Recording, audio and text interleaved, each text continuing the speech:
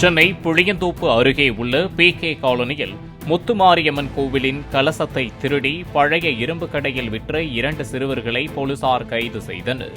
இதனையடுத்து கோவிலின் 5 கலசங்களையும் மீட்ட போலீசார் கைதான இருவரையும் சிறுவர் சீர்திருத்த பள்ளிக்கு அனுப்பி வைத்தனர்.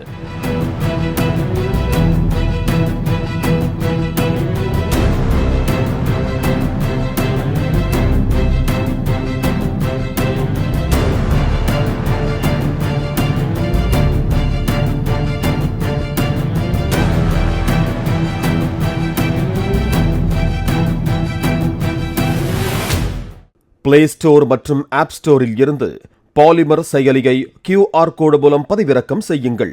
செய்திகளை உடனுக்குடன் பெறுங்கள்.